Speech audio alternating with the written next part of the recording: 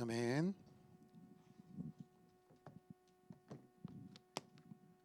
네, 성경 말씀이 너무 갑자기 끝났나요? 네. 네, 이 말씀 우리 주님의 말씀이시고 이 말씀대로 우리 가운데 행하신 주님의 은혜의 역사에 우리가 항상 감사하는 삶을 살기를 소망합니다. 여러분 다들 잘 지내셨죠? 네, 많이 추워졌죠? 네, 혹시 감기 걸리신 분 계신가요? 네, 네. 앞에서 소심하게 손드는 사람 한 명이 있는데 네, 모두 건강 조심하시고 네, 몸이 아프면 영도 이렇게 깔아앉을 수 있거든요. 영이 깔아앉으면 육도 깔아앉을 수 있겠지만 우리가 한 몸이라서 몸도 마음도 영도 잘 관리하시는 이런 겨울 시즌 되기를 축복합니다. 오늘도 예제자 기본반 식구분들이 좀 오신 걸 알고 있습니다. 혹시 오신 분들 있다면 이렇게 오른손 한번 이렇게 들어주시겠어요? 그래서 이렇게 세우진 않겠습니다. 네, 저 예제자 반이에요. 이렇게 환영합니다. 박수하겠습니다. 네. 옆에 보시고 이 사람 내가 평소에 못 보던 사람인데 그럼 그 사람이에요. 그러니까 네, 그분들 네, 우리 그 주일 주목모는 항상 열려 있습니다. 열려 있으니까 언제나 오셔도 돼요. 네. 한번 들어오기 쉬운데 나가기는 어려운 곳이 이곳이라서 네. 성형 목자 보시면 아시겠죠. 예, 기도하는데 메가리가 하나도 없잖아요. 들어오기 쉬워도 나가기 어려운 곳이라서 항상 그렇습니다.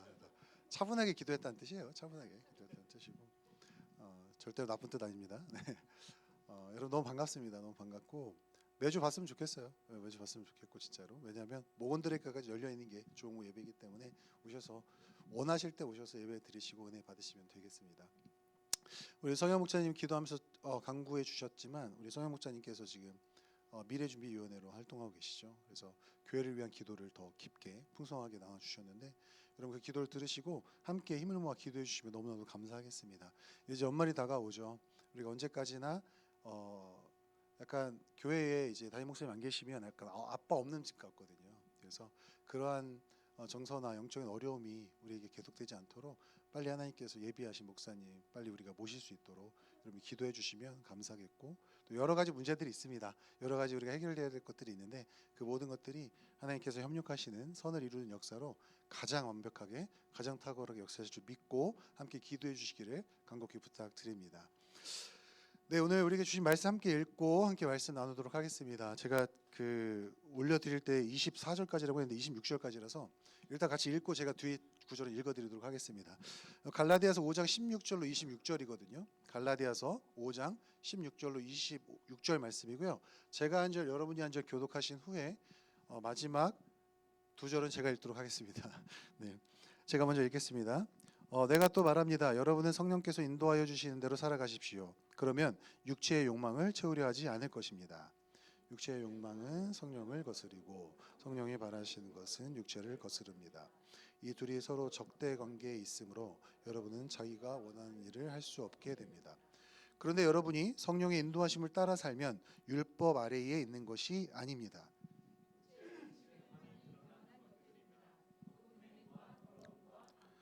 우상 숭배와 마술과 원수 맺음과 다툼과 시기와 분냄과 분쟁과 분열과 파당과 질투와 술 취함과 흥청망청 먹고 마시는 노름과 그와 같은 것들입니다. 내가 전에도 여러분에게 경고하였지만 이제 또다시 경고합니다. 이런 짓을 하는 사람들은 하나님의 나라를 상속받지 못할 것입니다. 그러나 성령의 열매는 사랑과 기쁨과 화평과 인내와 친절과 선함과 신실과 온유와 절제입니다. 이런 것들을 막을 방법이 없습니다. 그리스도 예수께 속한 사람은 정욕과 욕망과 함께 자기의 육체를 십자가에 못 박았습니다. 우리가 성령으로 삶을 얻었으니 우리는 성령이 인도해 주심을 따라 살아갑니다.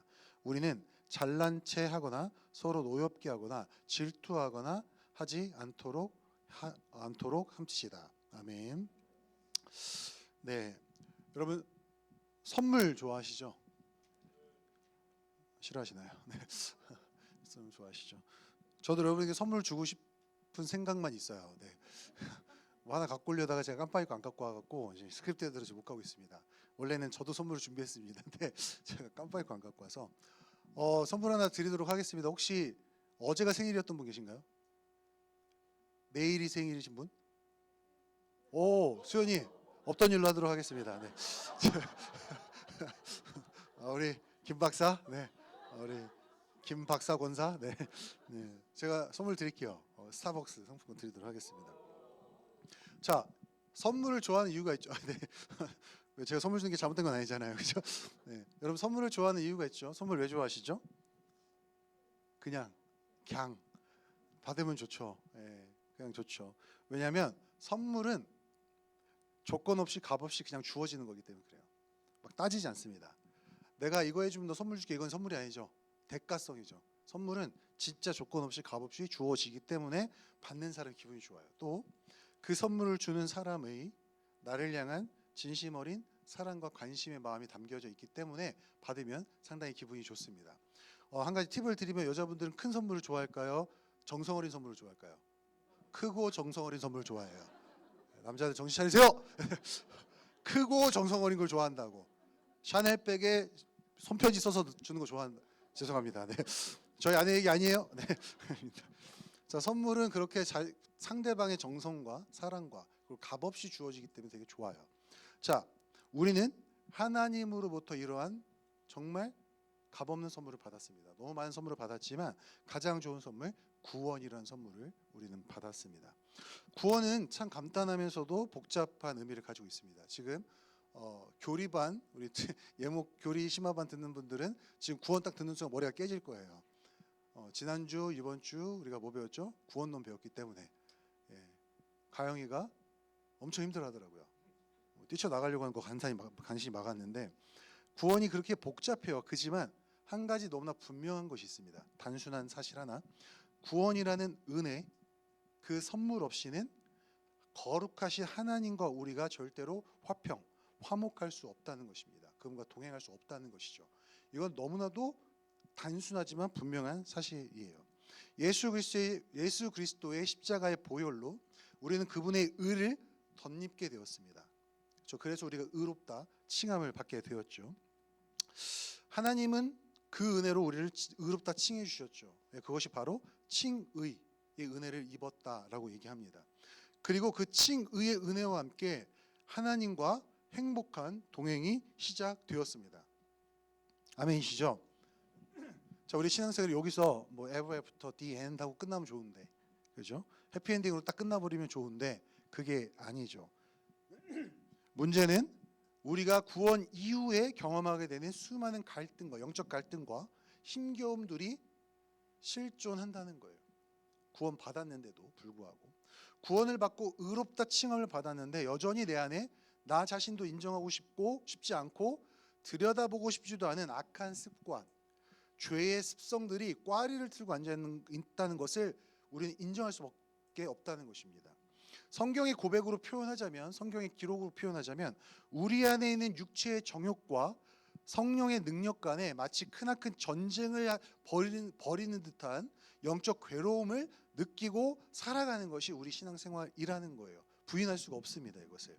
그런 상황 속에서 우리는 동시에 하나님 앞에서 선하고 거룩한 영적 열매를 맺기 위하여 최선을 다하며 살아야 합니다. 그것이 선택이 아니라 크리스찬의 본분이기 때문에 그래요. 오늘 저는 이 갈라디아서 말씀을 통해서 이러한 열정 갈등과 딜레마 속에서 성령님의 인도를 따라 선한 열매를 맺기 위해 기억해야 할 세 가지 사실을 함께 나누고자 합니다.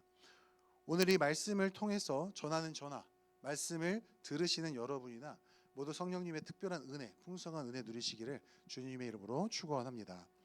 첫째, 내 안에 여전히 육체의 정욕이 살아있음을 인정해야 합니다.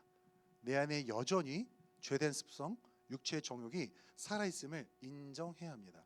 본문 16절 17절은 이렇게 말하고 있습니다. 내가 또 말합니다.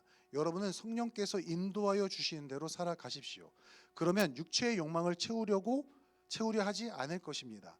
육체의 욕망은 성령을 거스리고 성령이 바라시는 것은 육체를 거스릅니다.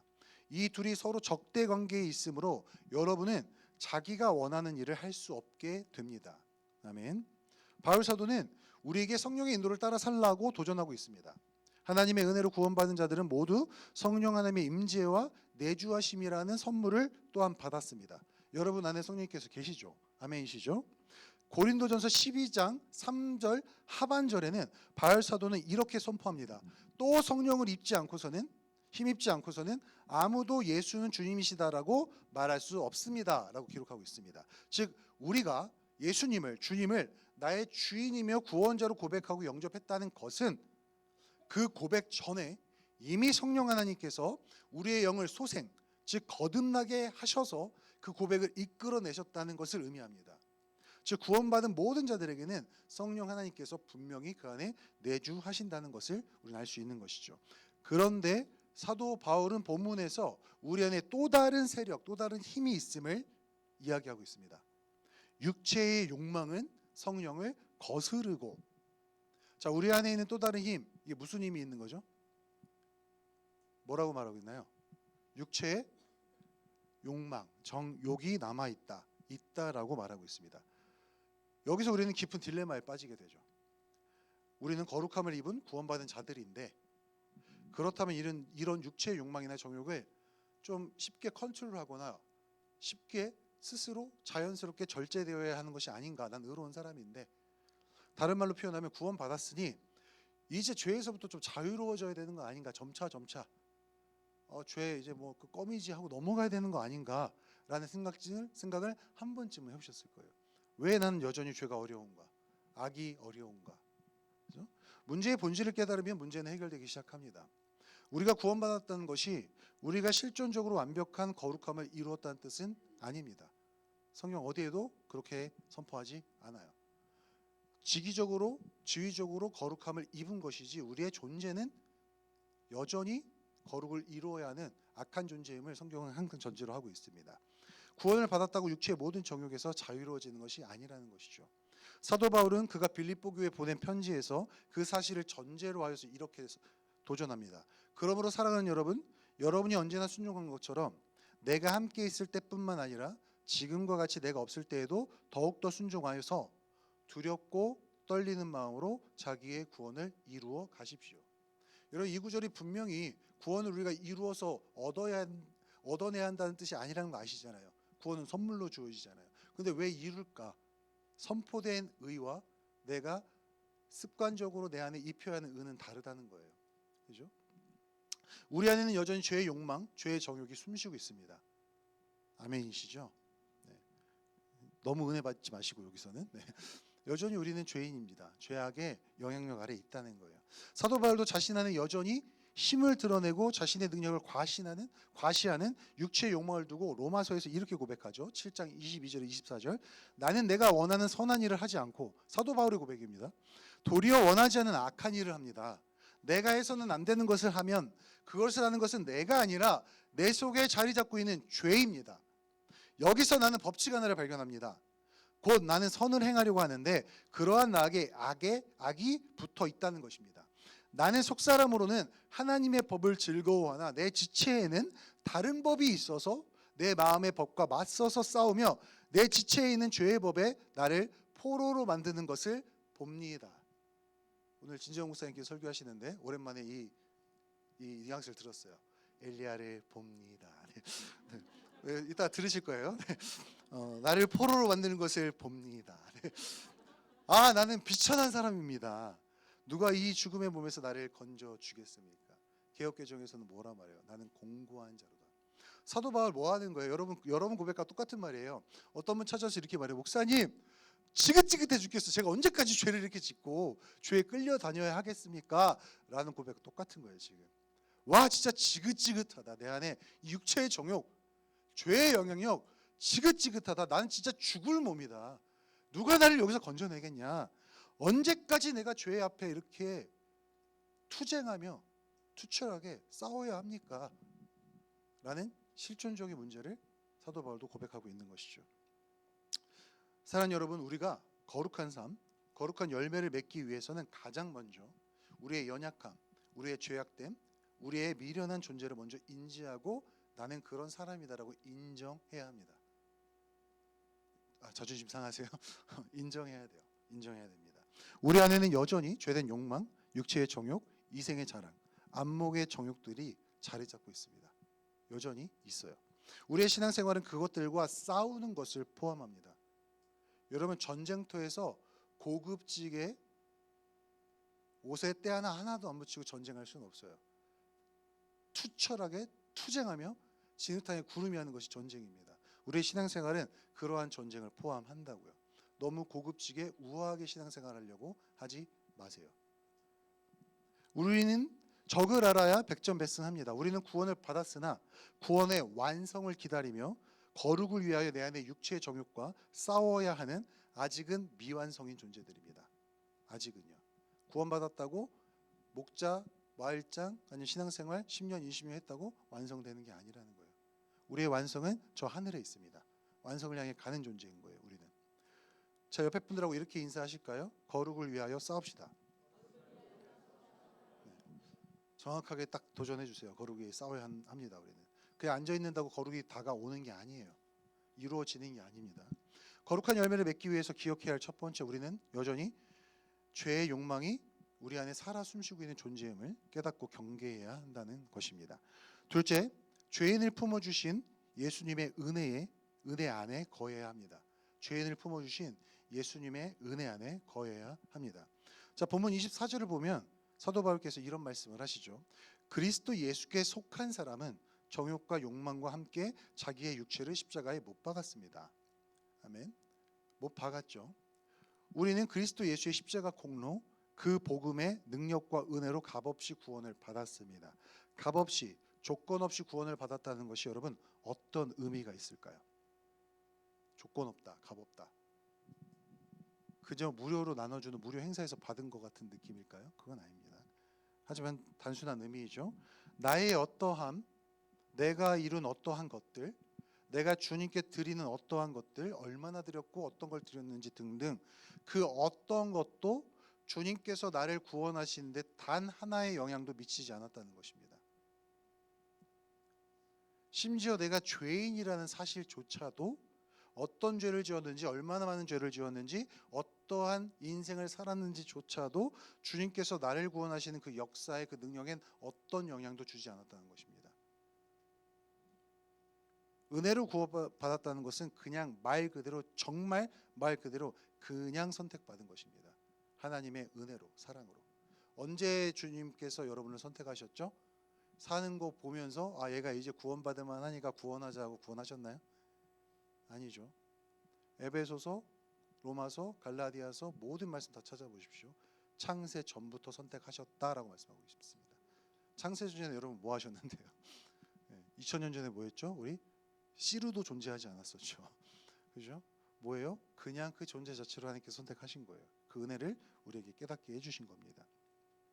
그런데 우리는 가끔, 종종, 때때로, sometimes 내가 회개해서, 내가 죄인임을 깨닫고 주님께 죄를 자복하고 주님을 영접해서 구원받은 것으로 착각합니다. 내가 고백해서, 내가 영접기도 했으니까. 전혀 아닙니다. 성경적인 구원관 아니에요. 우리가 죄를 깨닫고 회개하고 주님이 필요함을 알게 되고 주님을 구하고 영접하게 된 것 모두가 성령 하나님께서 우리의 영을 그분의 은혜로 소생, 즉 거듭나게 하셨기 때문에 가능한 일들이었습니다. 내가 죽어 있었다면 아무것도 못 느껴요. 제가 심화반하면서도 얘기했지만 죽은 물고기 수조에다가 10시간 동안 담가놓는다고 살아나지 않습니다. 살아있는 물고기, 숨 붙어있는 물고기한테 물을 부어야 살아나는 것이 전혀 살아나지 않는, 반응할 수 없다는 거예요. 시체는. 우리가 영적인 시체였다면 아무리 어떤 은혜가 왔어도 반응할 수 없다는 것입니다. 주의 성령님께서 나의 영을 살려주셨고 먼저, 그리고 은혜를 부어주셨고 나의 미련한 지식과 나의 타락한 이성과 모든 것을 꿰뚫고 은혜가 들어와 나의 소생됨을 깨닫게 해주셨기 때문에 내가 고백한 거지, 내가 고백해서 구원받은 게 아니라고요. 여러분, 구원은 아무 의미 없어요. 사실 하나님 앞에서. 그저 하나님께서 그 구원을 받아내셔서, 고백을 받아내셔서 입으로 시인하여 내 안에 구원이라는 씨를 찍혔다는 확신을 갖게 해주신 것이지, 고백 때문에 구원받은 것은 아니라는 것을 여러분 기억하시기를 부탁을 드립니다. 즉 우리가 회개한 것도, 주님의 구원하심을 구하는 것도 모두 주님께서 이미 우리를 구원하시기로 결정하시고 선택하셨기에, 그리고 성령 하나님을 통하여 가장 올바른 시간에 나에게 딱 맞는 방법으로 우리의 영을 살리셔서 선하고 거룩한 양심을 소생시켰기에 가능했던 일이라는 것입니다. 모두 다 주님이 하신 일입니다. 우리의 영접 기도는 우리를 이미 구원하시기로 선택하시고 이미 구원의 역사를 이루어 주신 그 하나님의 은혜를 내가 깨닫고 입으로 고백한 것에 불과합니다. 고백했다고 구원받은 게 아니라는 거예요. 구원받아서 고백할 수 있었다는 겁니다. 우리 예수님은 하나님이시죠. 아멘. 성자, 성부, 성령 하나님께서 다 하나님이시죠. 우리를 구원하실 때 우리가 우리의 죄를 자복하지 않으면 어떤 죄를 지었는지 모르시는 분이 아니라는 겁니다. 하나님이시기 때문에 감출 수 없어요. 그분은 우리의 영혼, 존재 자체를 꿰뚫어 보시는 분입니다. 아멘. 그래서 그분의 눈이 불같이, 주석같이 불같이 타오르는 불빛이라 표현한 거예요. 꿰뚫어 보는 눈이기 때문에. 우리 주님은 내가 어떤 존재였는지, 그리고 심지어 구원이라는 은혜를 입고 난 후에도 어떤 존재로 어떤 미련한 죄를 범할지조차도 미리 아시는 분입니다. 너무 놀랍지 않아요? 구원받은 후에도 여전히 육체의 연약함과 악함 때문에 죄와 힘겨운 사투를 벌여야 하고 죄에 수없이 넘어지는 연약한 존재임을 이미 아셨다는 거예요. 그럼에도 불구하고 그런 존재를 위해서 기꺼이 십자가를 지시고 고통당하시고 죽임 당하신 것입니다. 예전에 이런 일이 있었어요. 우리 아버지의 은사님의 실제 실화인데요. 그분이 너무 사랑하는 성도님의 따님이 어떻게 다 잘못해서 성매매업에 종사하게 됐어요. 너무 많은 돈을 빌려서 그 돈 때문에 들어갔다라고 이렇게 듣게 됐는데, 그 돈을 다 갚아줬습니다. 우리 아버지의 은사님께서.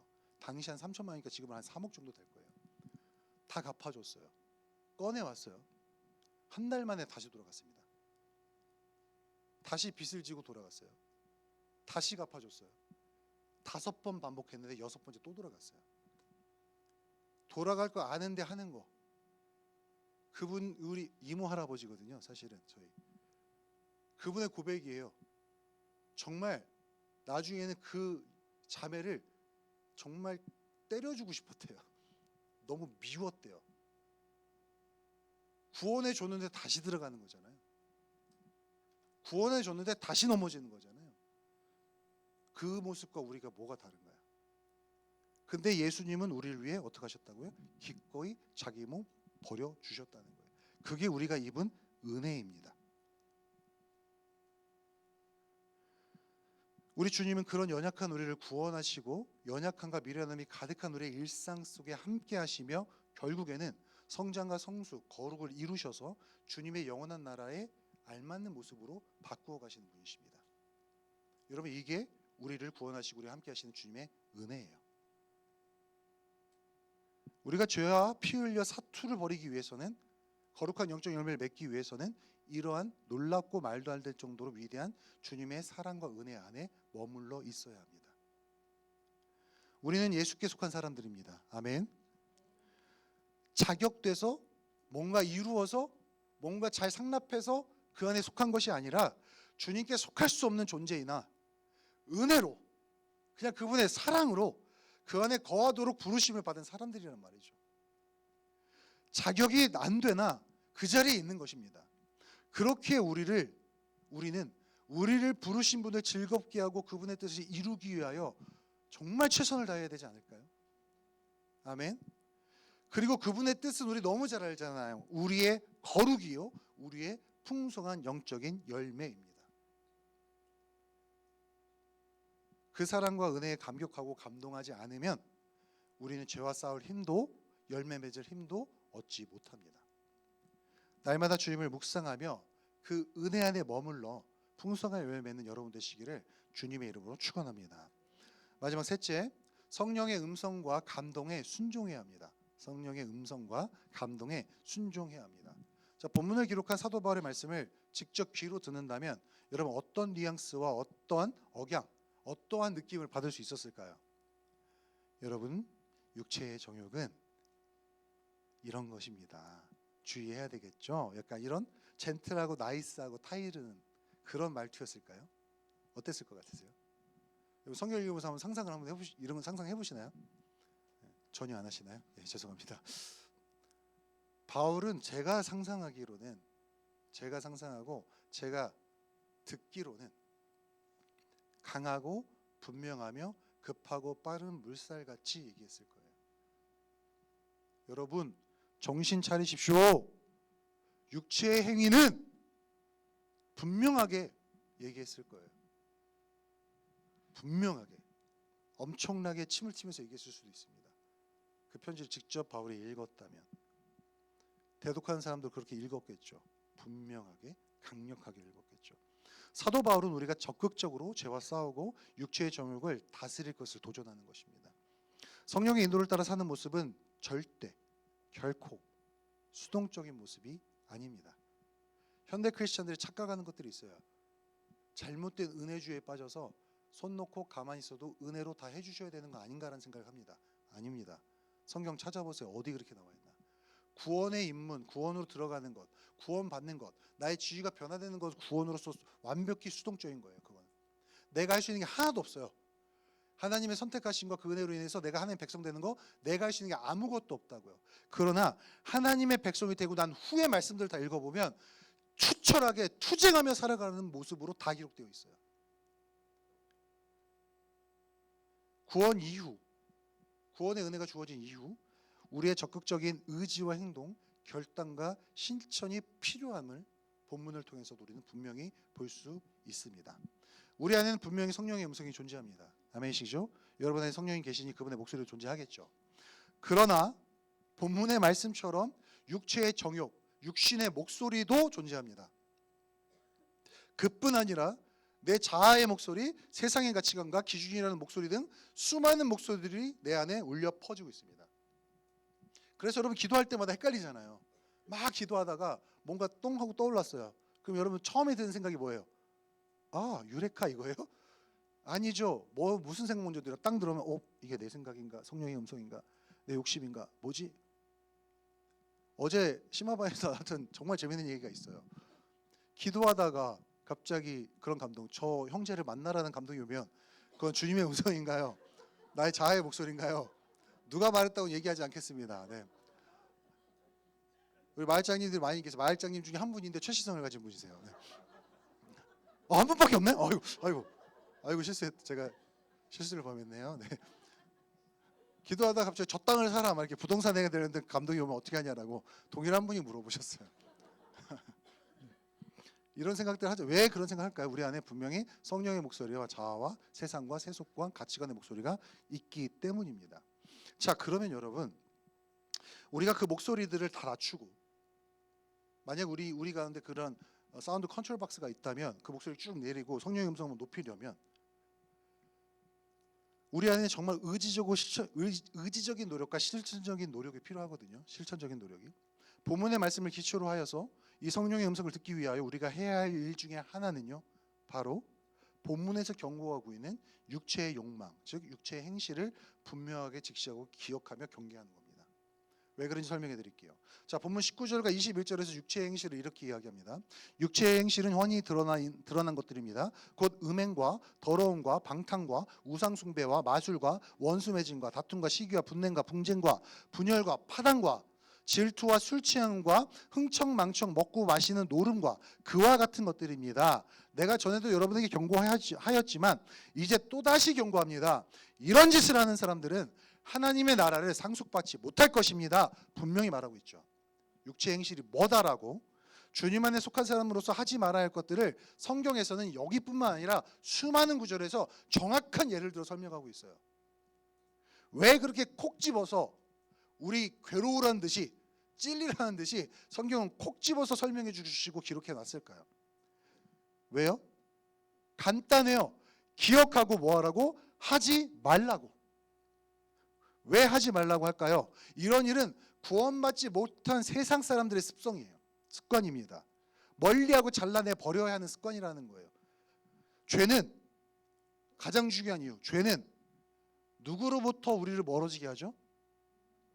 하나님으로부터 우리를 멀어지게 합니다. 약한 행실은 죄예요. 아담과 하와가 죄 짓고 나서 뭐부터 했어요? 하나님의 낯을 피했다라고 나오잖아요. 하나님으로부터 도망갑니다. 죄 지으면. 악한 행실이 있으면 나는 하나님으로부터, 하나님은 거기 계신데 내가 멀어집니다. 성령 하나님과 친밀하게 교제하며 그분의 음성을 듣기 위해서는 그분과 나의 친밀도, 즉 관계적인 거리가 가까워야 합니다. 아멘이시죠? 하나님과 거리 가까워야 된다고요. 음성 듣기 원한다고 그렇게 기도하면서 하나님과 관계에 투자하지 않는 사람은 정말 의아해요. 저는 듣고 싶어요. 하나님의 인도함을 받고 싶어요. 관계가 가까워지시면 돼요. 관계가 가까워져야 목소리 듣든 말든 할 거 아닙니까? 그런데 죄가 내 안에 자꾸 끼어들면 그 관계가 어떻게 된다고요? 멀어집니다. 그 음성도 어떻게 돼요? 점점 작아지다 못해 소멸됐다 싶을 정도로 작아지게 되겠죠. 성령 하나님의 음성을 듣기 위해서는 우리는 먼저 죄를 멀리하고 죄와 싸우는 습관을 들여야 합니다. 죄된 생각과 마음에 들어올 수 있습니다. 여러분 생각과 마음에 이렇게 뭐가 삐들고 들어오는 것까지 막으실 수 있는 분 있으세요? 거의 그건 엑스맨이죠. 그죠? 자비의 박사입니다. 그거는 막는 거예요. 못 막아요. 들어오는 거 어떻게 막습니까? 생각과 마음에 들어오는 것은 어쩔 수 없죠. 그러나 그 생각을 붙들고 그 마음을 붙들고 그 악한 생각을 곱씹고 묵상하는 것은 내 책임이에요. 그때부터 죄악된 생각과 마음이 들어오면 그 자리에서 말씀의 검, 기도의 방패, 여러 가지 것들 다 동원해서 잘라내버려야 돼요. 퉁 쳐내야 됩니다. 머리를 세차게 흔들어서라도, 제가 기도하다 혼자 기도하다 갑자기 머리 흔들 때 있어요. 저 가끔 뭐냐면 이상한 생각 들어올 때, 잡생각 들어올 때 저 머리 흔들어요.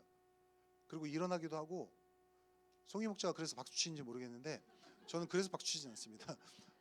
뭔 짓이든 합니다. 그 생각의 정화를 위해서.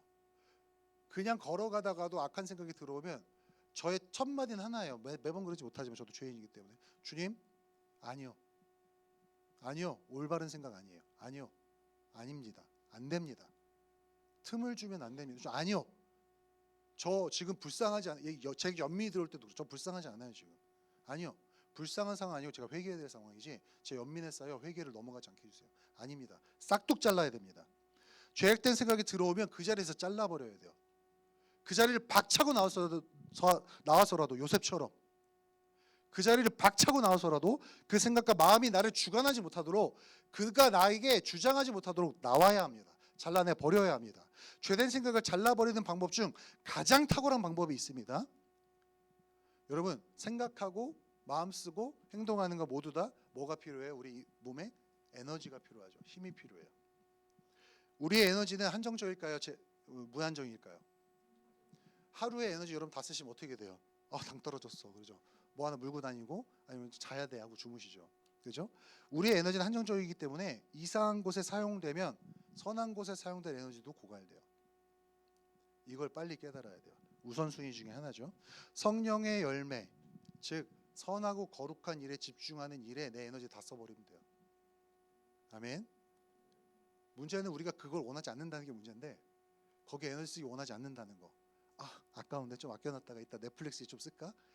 10%만 남겨놨다 좀 쓸까? 이게 문제지만, 자, 여러분 성령의 열매, 즉 그리스도 예수라는 인물과 그 성품, 그 영성에 깃든 그 열매를 묵상하며 성령의 열매를 실천하기 위한 노력과 행동으로 내 에너지를 흘려보내면 돼요. 자꾸 여러분의 에너지를 세상과 죄악된 생각 그리고 그 마음에 빼앗기지 마시기를 주님의 이름으로 축복합니다. 그것도 여러분의 선택이에요. 사실은 그들이 와서 모기처럼 빼앗아 가는 게 아니에요. 우리는 모기장 칠 수 있습니다. 말씀이라는 기도라는 모기장 칠 수 있어요. 막을 수 있습니다. 그렇게 말씀을 통해 예수를 묵상하고 기도와 묵상을 통해 예수님을 닮기 위해 노력하고 그 노력을 실천하면, 행동하면 우리는 성령님과 더 친밀해질까요? 멀어질까요? 친밀해지게 되겠죠. 은혜의 선순환이 시작됩니다. 점차 그 음성에 익숙하게 되겠죠. 아멘. 한 번 듣는 게 어렵지만 한 번 듣고 나면 그 음성을 잃어버릴 수 있을까요? 익숙해지게 돼요. 이거구나 라고 감을 잡게 됩니다. 그 음성을 따라 순종하며 살다 보면 나의 에너지가 어디로 흘러가는지 경계하고 선한 곳으로 사용하기 위해서 노력하다 보면 어느샌가 우리 안에는 성령의 열매가 맺히게 될 줄 믿습니다. 그렇게 성령의 인도하심을 따라 열매 맺으려면 우리는 그 음성을 듣고 깨닫고 아하 하는 그 순간을 넘어 순종함으로 실천하고 행동해야 합니다.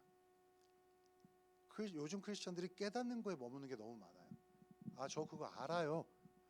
하시라고요. 그러면 알았으면 하시라고요. 저한테 하는 소리입니다. 저한테 하는 소리예요. 여러분의 하는 소리 아니라 저한테 하는 소리입니다. 여러분 깨달았으면 하시라고요. 사단도 하나님 살아계신 거 안다라고 예수님도 그러셨어요. 그러나 사단은 하나님을 예배하는 걸 실천하지 않잖아요. 여러분, 그게 우리 현대 크리스천의 가장 큰 약점 중에 하나입니다. 목사님 저 그거 알아요. 복음 알아요. 그럼 복음대로 사시라고요. 아멘. 성령의 열매가 안 맺힌다고 다른 책들 찾지 마시고 성경책 찾으시라고요. 성경 읽으시라고요. 성경 관련된 주석 찾아보지 마시고 성경 보시라고요. 그냥 이해 안 돼도 보시라고요. 주석 보면서 내 지식 채우지 마시라고요. 주석은 성경에 대한 웬만한 지식이 들어갔을 때 보는 책입니다. 그걸로 모든 지식을 깨달으려고 하지 마세요. 지식이 여러분 망칩니다. 교만으로 몰고 갈 거예요. 판단으로 몰고 갈 겁니다. 절대로. 여러분, 깨달았으면 행동해야 돼요. 우리 성경이 말하는 메시지는 딱 단순합니다. 알았으면 행동해라. 우리는 구원받았으나 여전히 죄의 영향력을 느끼며 살고 있는 육체를 지닌 존재입니다. 여러분, 그거 정죄하지 않아요. 우리 예수님 다 아세요. 다. 그럼 여러분 낙심하지 마세요. 힘든 거 맞아요. 힘들 수 있습니다. 낙담할 수 있어요. 쓰러질 수 있어요. 그걸 가지고 누가 정죄합니까? 그걸 가지고 누가 탓합니까? 괜찮아요. 쓰러진 그 자리에 넘어져 있고 주저앉아 있는 거 누가 뭐라 합니까? 그러나 그거 즐기지 말자고요. 아멘. 나 스스로도 안타깝게 여기고 어떻게든 일어나려고 노력해보자고요. 우리는 날마다 그 어떠한 것보다 내 안에 꿈틀거리는 이런 육체의 정욕, 세상 너무 사랑하잖아요. 죄 너무 달콤하잖아요. 그 육체의 욕심, 정욕과 이 세상의 것을 경계하고 절제해야 합니다. 그런 것에 우리의 에너지를 흘려보내는 것이 아니라 성령 하나님의 음성, 즉 생명의 말씀에 집중하고 그 말씀에 순종하여 실천하는 것에 집중해야 합니다. 그러기 위해서 우리는 실천적으로 예배를, 말씀을, 기도의 자리를, 그리고 믿음의 사람들과 함께 나누는 훈련의 교제, 목장 나눔의 교제, 복음의 나눔을 끊임없이 사모하며 그 자리를 지켜야 할 줄 믿습니다. 괜히 지키라고 하는 게 아니에요. 주일 100명 왔고 200명 왔고 숫자 채우려고 이 자리 채우라고 아니요. 아니에요. 100명 나와 있어봤자 한 명의 예배자만 있으면 무슨 100명의 숫자가 무슨 소용이 있습니까? 여러분의 유익 때문에 나와 이 자리에 앉아 예배 말씀 듣고 하나님께 기도하고 하나님 임재가 있으라는 거예요. 그리고 이것뿐만 아니라 여러분 일상생활을 그런 예배의 처소로 만들려고 하는 거예요. 그래서 그걸로 우리가 무슨 인센티브 받습니까? 저 200명 참석하면 제가 200만 원씩 받아요? 아니요. 하늘의 상금 쌓이는 아니요. 상금도 기대하지 않아요. 당연한 거예요. 당연한 거. 여러분이 이 하나님의 임재의 말씀에 계속해서 노출돼야 내가 변하기 때문에 그래요. 내가 세상과 맞서 싸울 힘이 생기기 때문에 그렇습니다.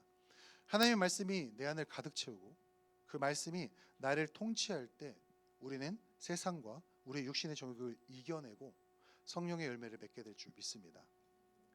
여러분, 싸워야 돼요. 말씀 실천해야 합니다. 우리 2024년 어떻게 하다 보니 쓱 지나갔죠. 그렇죠? 어느새 지금 12월 달이 눈앞이에요. 저도 깜짝 놀랐어요.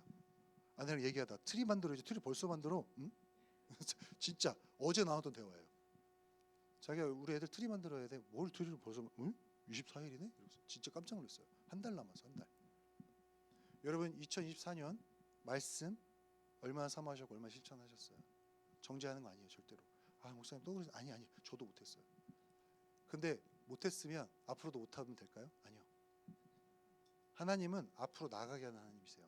못했어? 괜찮아. 깨달았지? 이제 하자. 다시 하자. 열매 못 맺었어? 괜찮아. 네가 열매 못 맺은 게 아니라 너가 몰랐던 거야. 알았으니 하자. 여러분 이제 하시면 돼요. 아멘. 2025년 바라보면서 주님 안에서 여러분 진짜 실천하기 위해서 기도했으면 좋겠습니다. 제가 이제 12월 달 돼서 첫째 주, 둘째 주에 첫째 모임, 둘째 모임 때 나누겠지만 2025년 청년 29의 비전은 도약입니다. 도약. 예배, 기도, 말씀, 교제, 전도의 도약이에요. 도약. 지금 있는 현실에서 더 앞으로 도약해보자 합니다. 그러기 위해서 우리가 실천해야 돼요. 아멘. 우리가 2024년 돌아보면서 기도로 우리 한 해 잘 마무리하시고 다가오는 2025년 기도로 준비한 여러분 되시기를, 실천함으로 준비한 여러분 되시기를 주님의 이름으로 축원합니다. 우리 함께 찬양하고 기도하시겠습니다.